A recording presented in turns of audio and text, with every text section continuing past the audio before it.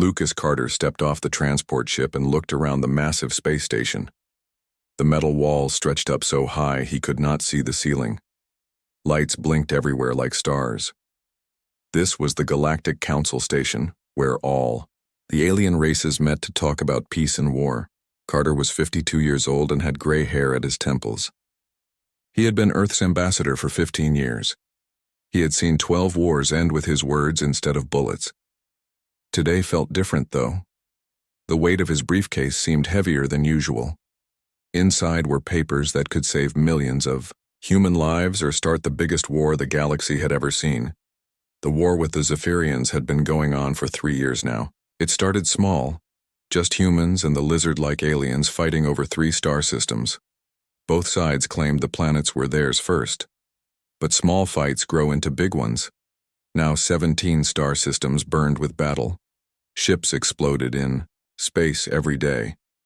Colonies on both sides lay in ruins. Carter walked through the station's long hallways. Aliens of all shapes and sizes moved past him. Some had tentacles instead of arms. Others had 6 legs and blue skin. A few looked almost human but with golden eyes. They all stared at him as he passed. Humans were still new to this part of space. Most aliens thought humans were weak and stupid. The Zephyrians thought this most of all. They were 8 feet tall with scales like armor and teeth like knives. They had been fighting wars for thousands of years before humans even learned to make fire. Their ships were faster and stronger than human ships. Their weapons could destroy entire cities in seconds. Carter reached the meeting room. It was a huge circular space with seats rising up like steps in a stadium. Representatives from dozens of alien races sat watching. At the bottom sat the Zephyrian delegation. War Commander Sekthul was their leader. He was the biggest Zephyrian Carter had ever seen. Scars covered his dark green scales, his yellow eyes glowed with hate. "So the mammals finally arrive," Sekthul said. His voice sounded like rocks grinding together. "We have been waiting, human." Carter walked down to the center of the room. He set his briefcase on the table between them. "I come here to talk about peace," he said. "Both our peoples have lost too much already." Sekthul laughed. It was a terrible sound. "Peace? You speak of peace after your ships attacked our mining stations?" "Your ships attacked our colonies first," Carter replied. He opened his briefcase and pulled out a data pad. "New Dakota, population 4 million. Your fleet turned it into glass, Proxima Verde, 2 million farmers and their families. You killed them all." The room went silent. Carter touched the data pad and images appeared in the air above them. Burned cities, empty schools, playgrounds covered in ash. The images showed dead children and broken homes. "This is what your honorable war looks like," Carter said. "You did not fight soldiers, you murdered families." Sekthul stood up. His claws scraped against the metal table. "War is war, mammal. The weak die so the strong can live. This is the way of the universe." "Not our way," Carter said. He pulled out more papers. "Earth is willing to share the disputed systems. We can split them equally. Both sides get what they need. No more children have to die." The other aliens in the room leaned forward. This was a generous offer. Most species would accept it quickly, but Sekthul just stared at the papers like they were poison. "You think we are equals?" Sekthul asked. "You have been in space for less than 100 years. We have ruled the stars for 10,000. You are insects compared to us." Carter stayed calm. He had dealt with proud aliens before. "Maybe we are new to space, but we learn fast and we remember everything." "What are you saying, human?" Carter stood up slowly. "I am saying that humans are not like other species. When you push us, we do not break. We get stronger. When you hurt us, we do not forget. We get even." Sekthul's eyes narrowed. "Is that a threat?" "It is a fact," Carter said. "Accept our offer. Share the systems. Let both our peoples live in peace." For a moment, Carter thought the alien might agree. Then Sekthul smiled, showing all his sharp teeth. "Your species fights like cornered rats," Sekthul said. "Always running, always hiding. Accept your place as our servants, or we will hunt you down like the vermin you are. Carter closed his briefcase. Then you have made your choice. As have you, Sekthul said. He pulled out a weapon that glowed with blue energy. It was a plasma blade, the traditional weapon of Zephyrian warriors. The galaxy will see what happens to mammals who do not know their place. The other aliens gasped and stood up. Violence was forbidden in the council chambers. But Sekthul did not care about rules. He wanted to send a message. Carter did not run. He did not beg. He stood straight and looked Sekthul in the eyes. The galaxy will see something else too. They will see what happens when you wake up humanity. Sekthul raised the plasma blade high above his head. Your species will serve us or burn. No, Carter said quietly. You just made the biggest mistake in galactic history. The blade came down. Carter felt the burning pain for only a second. Then everything went dark. But Carter's communication device was still working. It sent one last message back to Earth. The message traveled faster than light across the stars. It reached the Pentagon, the United Nations, and every human military base. The message was short. Tell them the gloves are off. Sekthul stood over Carter's body and roared in victory. The other aliens stared in shock and horror. They had never seen an ambassador murdered during peace talks. It was unthinkable, but they did not understand humans yet. They thought Carter's death would make humanity surrender. They thought it would show human weakness to the galaxy. They were wrong. Carter's death would not make humans weak. It would make them angry. And angry humans were the most dangerous thing in the universe. The war was about to change. Humanity's retaliation was about to begin. And when it did, the stars themselves would shake with fear. Admiral Catherine Walsh stood in the Pentagon's war room when the message arrived. The huge screens on the walls showed star maps and battle reports from across human space. Red dots marked where Zephyrian ships attacked human colonies. There were too many red dots. Message from Ambassador Carter, the communications officer said. His voice was shaking. Catherine turned around. She was a tall woman with short black hair and steel gray eyes. She had been fighting aliens for 20 years. She thought she had seen everything. The message played on the main screen. Carter's voice was calm and clear. Tell them the gloves are off. Then the screen went dark. Admiral, the officer said quietly, we are receiving reports from the Galactic Council Station. Ambassador Carter is dead. War Commander Sekthul killed him during the peace talks. Catherine felt her blood turn to ice. She had known Lucas Carter for 15 years. He was her friend. He was also humanity's best diplomat. If they killed him during peace talks, it meant the Zephyrians wanted total war. Get me President Morrison, she said. Now. 10 minutes later, President Jake Morrison walked into the room. He was a big man with tired eyes and gray hair. The war was aging him fast. Behind him came General Casey Brooks, the head of Earth's military forces. How bad is it? Morrison asked. Catherine touched a button and the main screen showed the Galactic Council Station. The video was shaky and dark. It showed Sekthul standing over Carter's body with a bloody plasma blade. Other aliens watched in horror. They broadcast. It, Catherine said. The whole galaxy saw them murder our ambassador. Morrison's face went white, then red, then very, very calm. Catherine knew that look. It was the same look he had during the Mars crisis 10 years ago. They wanted to send a message, Morrison said slowly. Let us send one back. General Brooks stepped forward. Sir, we need to be careful. The Zephyrians have better ships and weapons. If we fight them openly. Casey, Morrison interrupted. What did we learn from the last 3 years of war?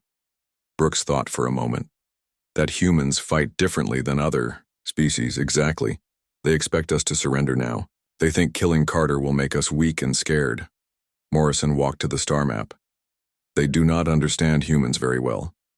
Catherine smiled for the first time that day. What are your orders, Mr. President? Morrison touched the map and zoomed in on Zephyrian space. Dozens of their worlds glowed green on the screen. I want every human military unit to receive the same message. No quarter, no mercy, no surrender. Sir, Brooks said, the public will want answers. What do we tell them? Morrison turned to face the camera that would broadcast his speech to every human world. Tell them the truth. Tell them that the Zephyrians made a mistake. They thought they were fighting humans. They were wrong. They are fighting for their lives. 2 hours later, Dr. Elena Rodriguez walked into the secure meeting room deep under the Pentagon. She was small and quiet, but everyone in the room knew who she was. For 5 years, she had been running Project Prometheus, humanity's most secret program. Show them, Morrison said. Elena touched her tablet and the room's screens came alive. They showed spaceships unlike anything the galaxy had ever seen. Sleek destroyers that could turn invisible. Massive carriers that looked like flying cities. And in the center, the biggest ship anyone had ever built. The UES Vengeance, Elena said. 3 miles long. Armor made from captured Zephyrian metals. Weapons that can crack moons. And completely invisible to their sensors. Admiral Walsh leaned forward. How many ships do we have? 200 in the first wave, Elena replied. 500 more building in hidden shipyards around Jupiter and Saturn. We have been preparing for this day for 5 years. General Brooks looked amazed. How did you keep this secret? Elena smiled. The same way we kept the Manhattan Project secret. We told everyone it was something else. The galaxy thinks we are building mining equipment and research stations. Morrison stood up. How long before the fleet is ready? The first ships can launch tomorrow, Elena said. But sir, the weapons are not tested in real combat. We do not. No, we will learn, Morrison said. Humans always learn. On the frontier world of New Texas, ranch hand Billy Thompson got the news about Ambassador Carter while fixing a fence. His hands stopped moving. His wife Mary came running from the house. Billy, did you hear? They killed our ambassador. Billy set down his tools and looked up at the sky. Somewhere up there, Zephyrian ships were probably heading for Earth. He had fought in the asteroid wars 15 years ago. He knew what alien invasions looked like. Mary, get the emergency kit. Call the neighbors. Tell them to bring their guns. Are we evacuating? Billy shook his head. No, honey. We are fighting. Within hours, every human settlement on New Texas was ready for war. Farmers became soldiers. Teachers became spies. Children learned to hide while their parents learned to kill. It was the same on every human world. The Zephyrians thought killing Carter would make humans surrender. Instead, it made every human a soldier. On the industrial moon of Europa, factory, worker Lisa Parker received new orders from Earth Command. Instead of making mining equipment, her factory would now make weapons. Lots of weapons. How many plasma rifles do they want? Her supervisor asked. Lisa looked at the order. 10,000. By next week. That's impossible. We would need to work 24 hours a day. Lisa smiled grimly. Then we worked 24 hours a day. The factories of Europa began working around the clock. So did the shipyards of Mars. So did the weapons labs on Luna. Every human world turned into a war machine. The Zephyrians had made humanity angry, and angry humans were very good at building things that exploded. Back in the Pentagon, Admiral Walsh watched reports come in from across human space. Volunteers signed up faster than they could be processed. Factories increased production by 300%. Scientists worked without sleep to improve human weapons.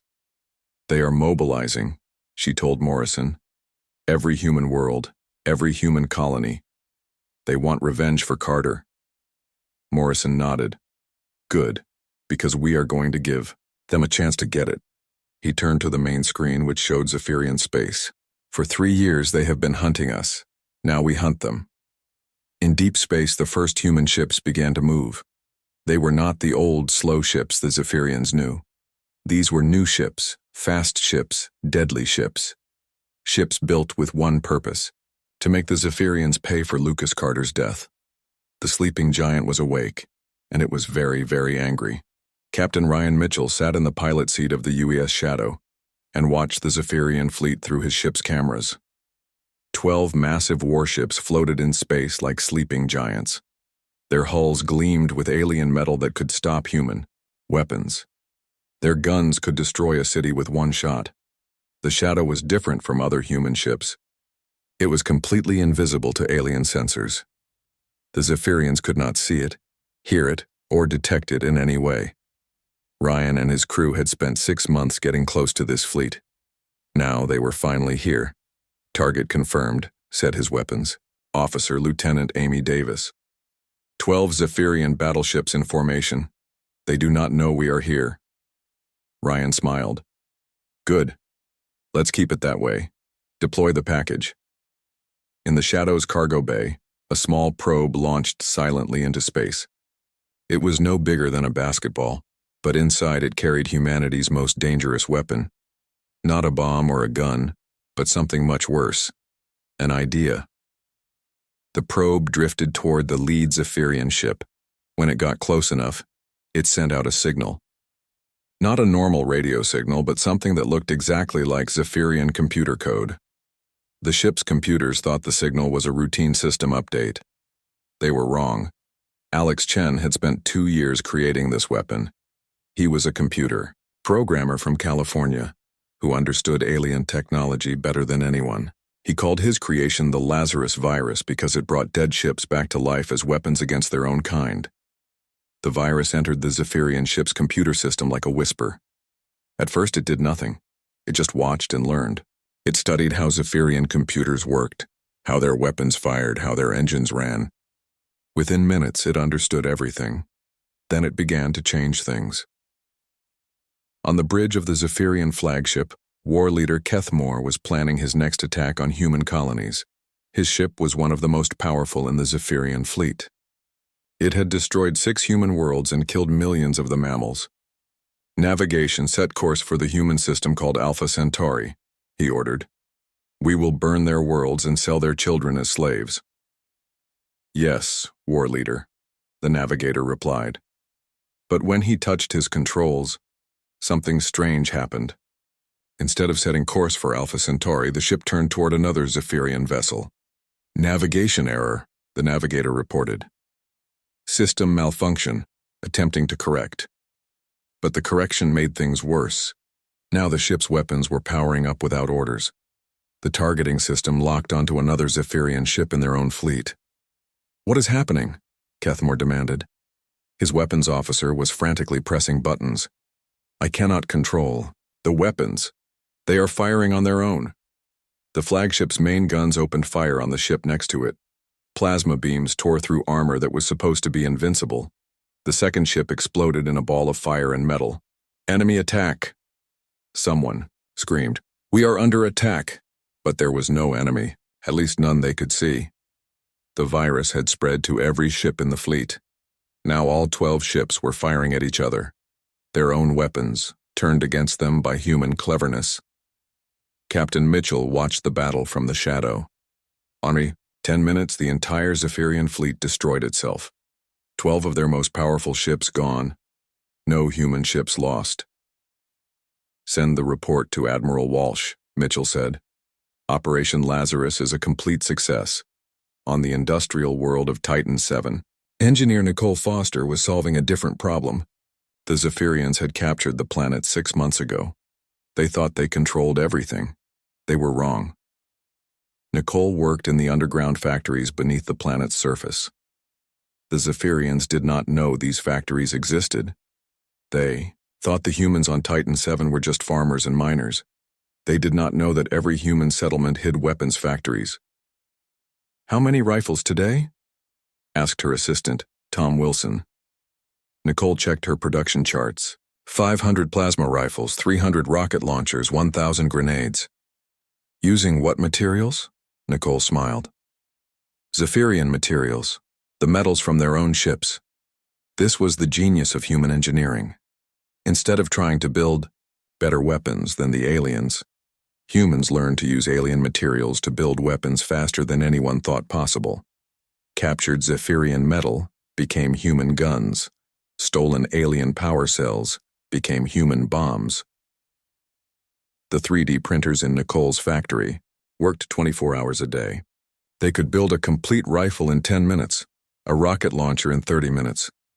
The Zephyrians destroyed human weapons during the day. By night, the humans had built twice as many. The occupation forces are getting suspicious, Tom said. They know weapons are coming from somewhere. Let them look, Nicole replied. They will never find us. And even if they do, we will just move the factory somewhere else. This was another human advantage. Other alien species built big, permanent factories that took years to construct. Humans built small mobile factories that could be moved in hours. When the enemy found one factory, humans had already built 3 more. Above ground, the Zephyrian garrison commander was getting frustrated. His troops controlled all the major cities. His ships controlled the space around the planet. But somehow, human rebels kept getting new weapons. Search every building, he ordered his soldiers. Find these weapon factories. They searched for weeks. They found nothing. The factories were hidden in caves, in sewers, in abandoned mines. Wherever the Zephyrians looked, humans had already moved. In space near the planet Jupiter, Commander Troy Davis was preparing a different kind of surprise. His squadron of 12 ships had been destroyed in battle with the Zephyrians 3 weeks ago. At least that is what the aliens thought. The ships looked destroyed. Their hulls were blackened and torn. Their engines appeared to be dead. They drifted through space like floating junk. But inside, everything still worked perfectly. Zephyrian patrol approaching, his sensor officer reported. 3 ships, heavy cruiser class. Troy nodded. Remember, we are just debris. No power signatures, no movement. Let them get close. The human ships were masters of deception. Their hulls were designed to look damaged even when they were not. Their engines could run without producing heat signatures. Their weapons could charge in complete silence. The Zephyrian patrol moved closer. They were looking for human survivors to capture or kill. They thought the floating wrecks were harmless. Targets are within range, the weapons officer whispered. Fire, Troy ordered. 12 dead human ships suddenly came to life. Their weapons, hidden inside fake damage, opened fire at point-blank range. The Zephyrian ships had no time to react. In seconds, all 3 were destroyed. Cleanup complete, Troy reported, returning to debris mode. The human ships shut down their systems and went back to looking like floating junk. When the next Zephyrian patrol arrived, they would find only wreckage and no sign of what had killed their comrades. Dr. Maya Patel was fighting a different kind of war from her office on Earth. She was in charge of psychological warfare, which meant she used words and images instead of guns and bombs. Her team had taken the video of Ambassador Carter's murder and turned it into the most powerful weapon in human history. Not the video itself, but what they said about it. Look at this, Maya said to her team. The Zephyrians want us to see their strength. They want us to be afraid. But what does this video really show? Her assistant, Dr. Frank Miller, studied the footage. It shows them murdering an unarmed diplomat. Exactly. It shows they are afraid of us. Why else would they kill someone during peace talks? Maya's team broadcast their analysis across Zephyrian space. Every alien species heard the human interpretation. They had to murder an unarmed diplomat because they fear us in open combat. The message spread like wildfire. Other alien species began to wonder, if the Zephyrians were so powerful, why did they need to kill diplomats? If humans were so weak, why were the Zephyrians so afraid of them? On Zephyrian worlds, soldiers began to doubt their leaders. If War Commander Sek Thul was so mighty, why did he have to murder an old human with no weapons? The virus attacks continued. Human zombie fleets struck without warning. Weapons factories appeared everywhere humans lived. And everywhere, the Zephyrians heard the same message. You are not fighting weak mammals. You are fighting for your lives. Morale in the Zephyrian military began to collapse. Ships reported to their commanders that their weapons were unreliable. Soldiers reported that human rebels seemed to have unlimited supplies. Officers reported that their own troops were starting to question orders. Admiral Walsh received reports from across the war zone. Human tactics were working better than anyone had hoped. The Zephyrians expected humans to fight like other alien species. They expected big battles between big fleets. They expected honor and tradition. Instead, they got viruses and deception and weapons that built themselves. They got enemies who turned their own technology against them. They got a war unlike anything in galactic history. The Zephyrians had made a fatal mistake. They thought humans were just another alien species. They were wrong. Humans were something new, something dangerous, something the galaxy had never seen before. They were about to learn what that meant. Admiral Derek Stone stood on the bridge of the UES Retribution and watched the Zephyrian stronghold of Vega Prime grow larger on his screens. The planet was covered with military bases and weapon factories. Hundreds of alien warships defended it. It was supposed to be impossible to attack. Derek was about to prove them wrong. 6 months had passed since Ambassador Carter's death. 6 months of human ships striking from the shadows. 6 months of Zephyrian fleets destroying themselves with human viruses. 6 months of the galaxy learning that humans did not fight fair. Now it was time for the biggest battle yet. Fleet status report, Derek ordered. 300 human ships in attack formation, his tactical officer replied. 200 more in reserve. All ships report ready for combat. Derek nodded. The human fleet was smaller than the Zephyrian defense force, but size was not everything. Human ships were faster, smarter, and much more dangerous than they looked. Launch the swarm, Derek said. From the bellies of the human carriers, thousands of small fighters poured out like angry bees.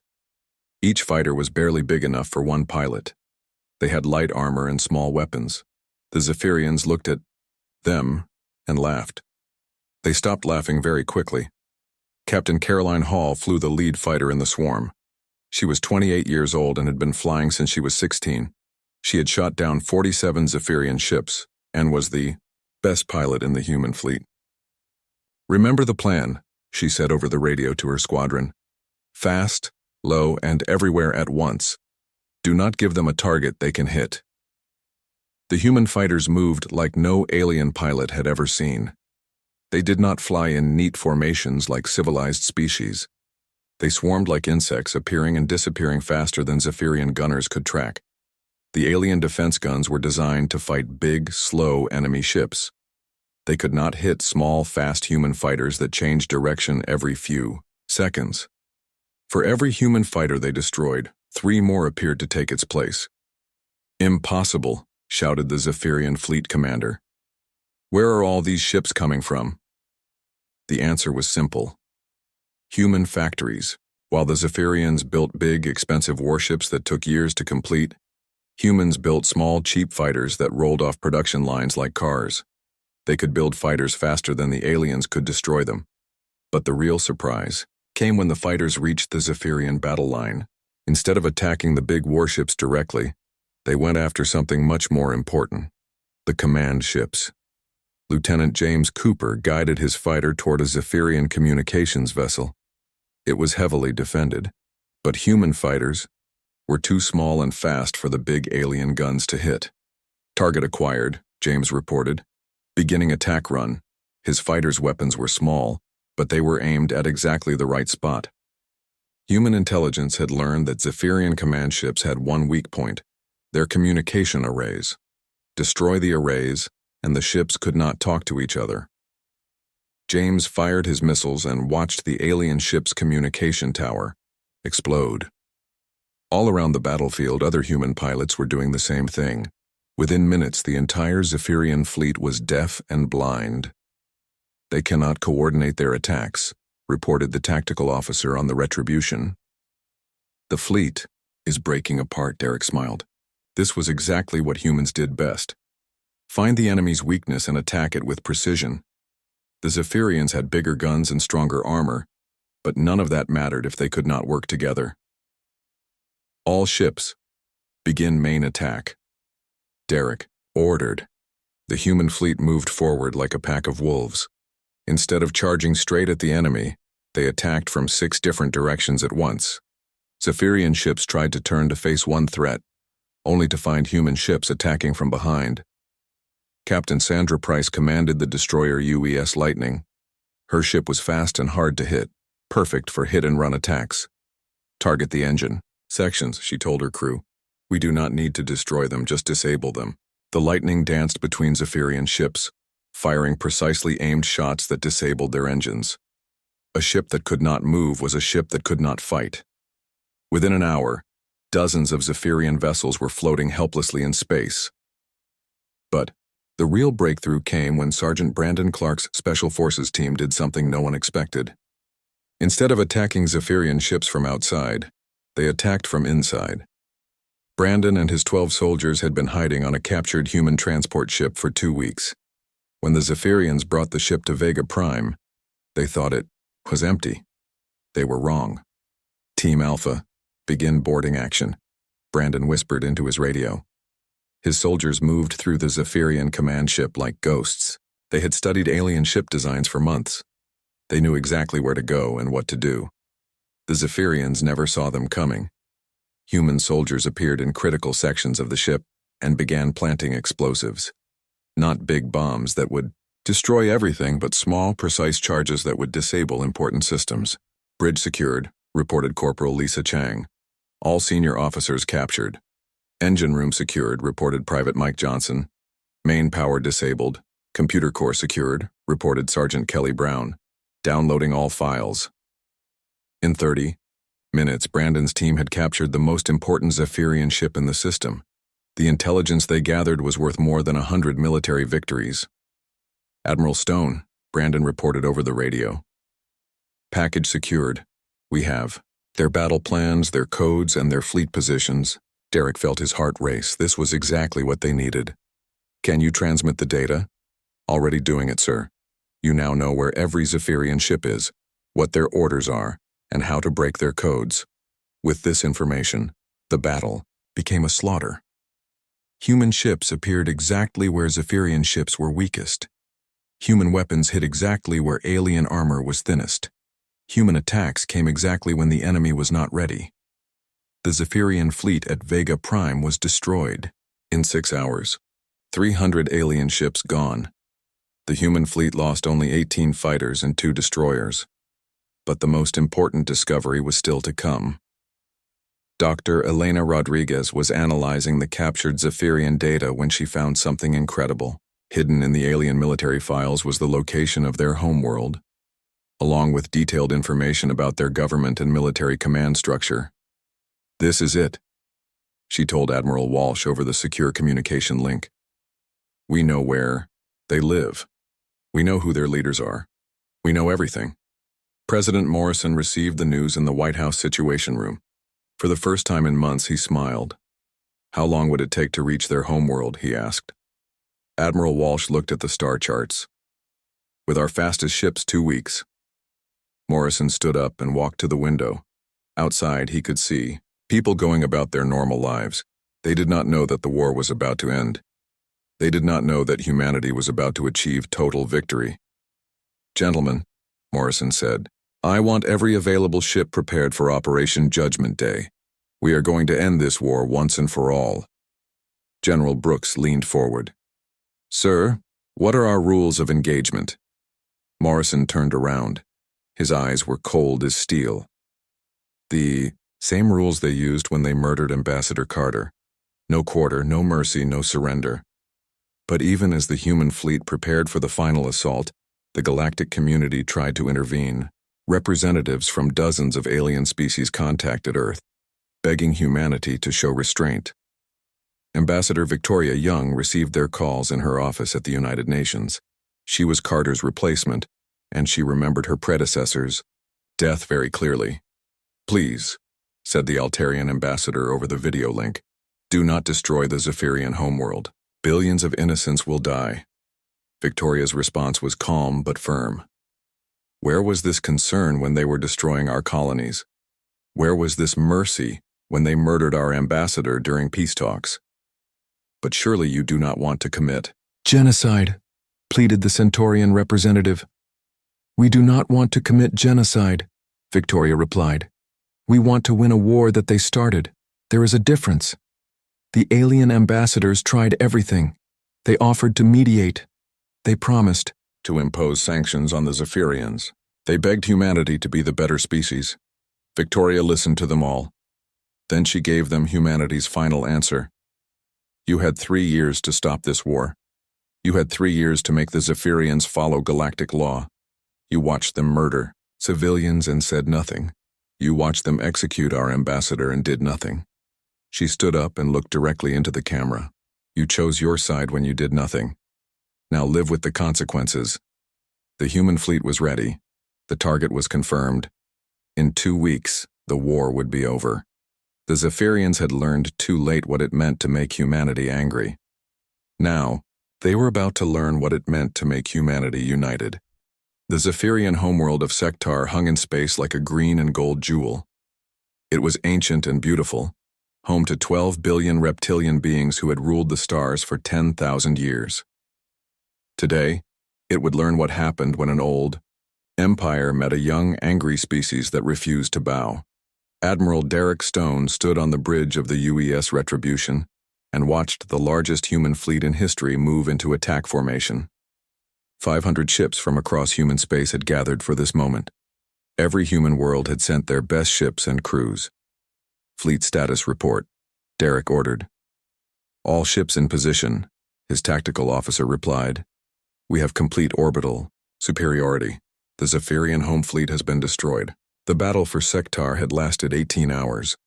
It was the most intense fighting in galactic history. The Zephyrians threw everything they had at the human fleet. Massive battleships, swarms of fighters, orbital defense platforms, even suicide, ships filled with explosives. None of it worked. Human ships moved like dancers through the battle. They appeared where the enemy was weak and vanished when the enemy was strong. They struck with precision and retreated before the aliens could respond. They fought with a combination of technology and tactics that the galaxy had never seen. The humans had learned to bend space and time itself. Their weapons could hit targets in other dimensions. Their shields could absorb enemy fire and send it back twice as strong. Their engines could make them appear to be in 3 places at once. But the most devastating human weapon was their unity. Every ship in the fleet worked together like parts of a single mind. When one human ship was threatened, 10 others came to help. When one found a weakness in the enemy defense, all of them exploited it. The Zephyrians fought like proud warriors from an ancient time. They charged straight at their enemies. They fought with honor and tradition. They expected their enemies to do the same. Humans did not fight with honor. They fought to win. Now the planetary assault was about to begin. On the surface of Sektar, War Commander Sekthul waited in his fortress. He was the one who had murdered Ambassador Carter. He was the one who had started this war. Now he would face the consequences. Sir, his aide reported, the humans are demanding our surrender. Sekthul laughed bitterly. What are their terms? Complete surrender of all Zephyrian military forces, withdrawal from all human space, war crimes trials for all senior commanders, and the aide hesitated. And what? They want you personally, sir. They want you to face trial for the ambassador's murder. Sekthul stood up and walked to the window. Above his world, human ships blotted out the stars. He had started this war because he thought humans were weak. He had been wrong about everything. Send them my answer, Sekthul said. I will surrender when the last star burns out.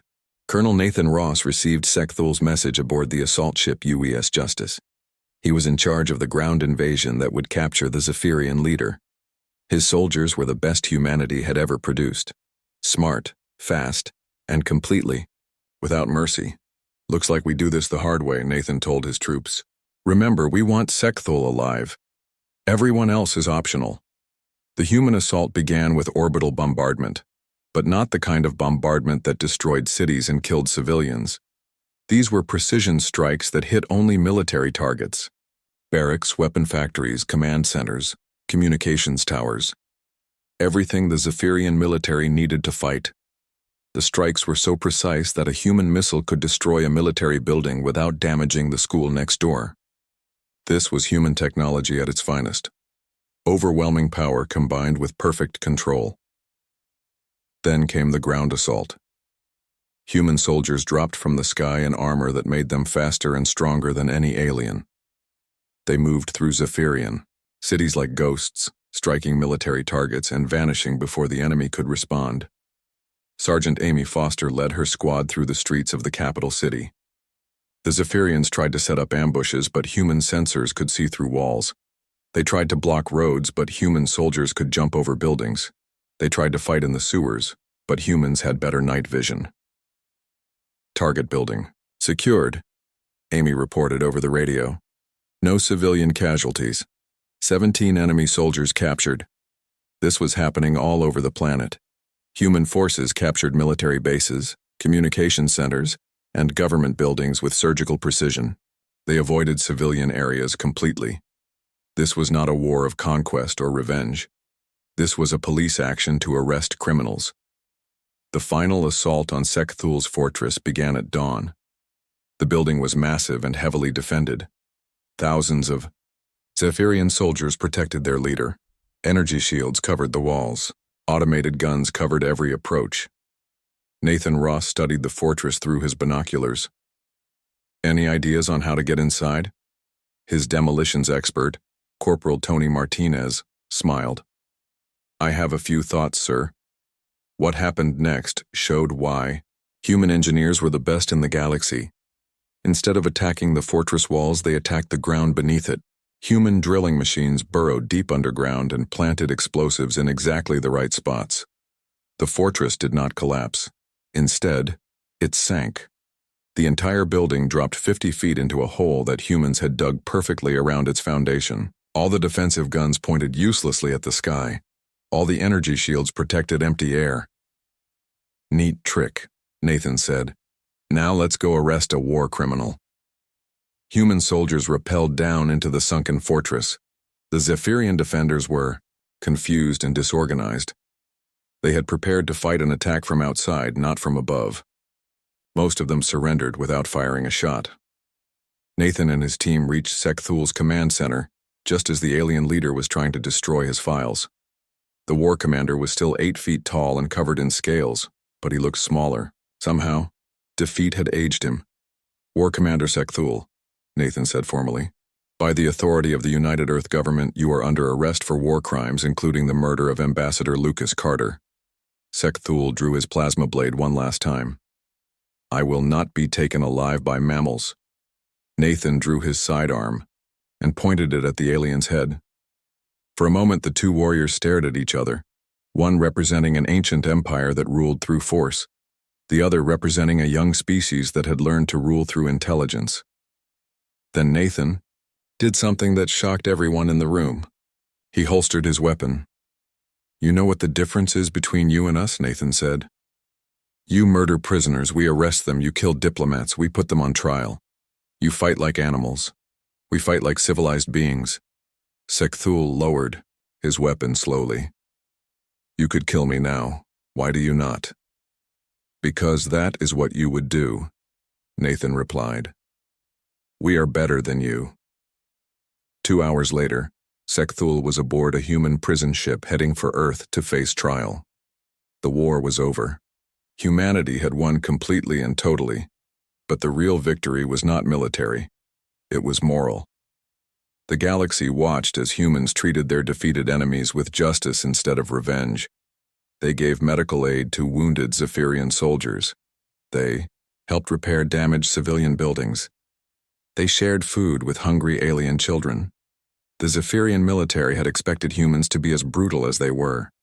Instead, they found conquerors who acted more civilized than the civilization they had defeated. Dr. Elena Rodriguez began the technology sharing program immediately. Human innovations spread across the galaxy, faster engines, better computers, weapons that could disable instead of destroy. Species that had dismissed humanity now begged for trade agreements and military alliances. Admiral Catherine Walsh established the Terran Defense Initiative, a network of human bases throughout the ID's galaxy. Never again would any species mistake human patience for weakness.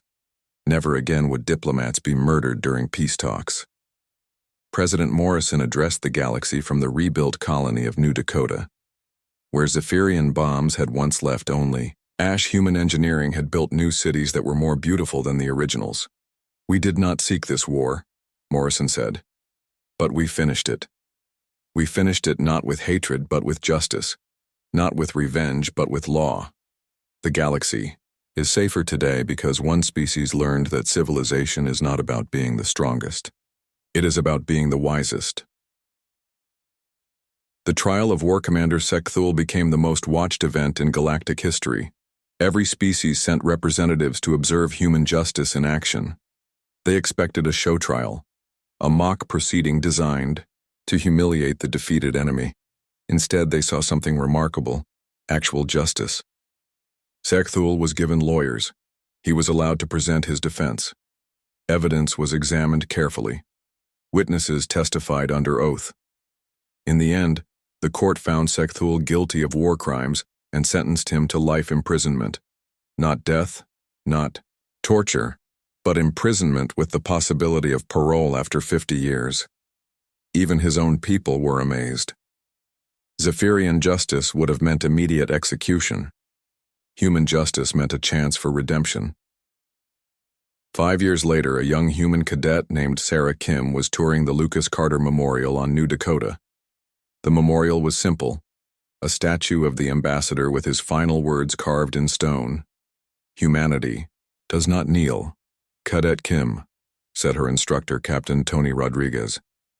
"What do you think made the difference in the war?" Sarah thought for a moment. "Our technology, sir? Our tactics?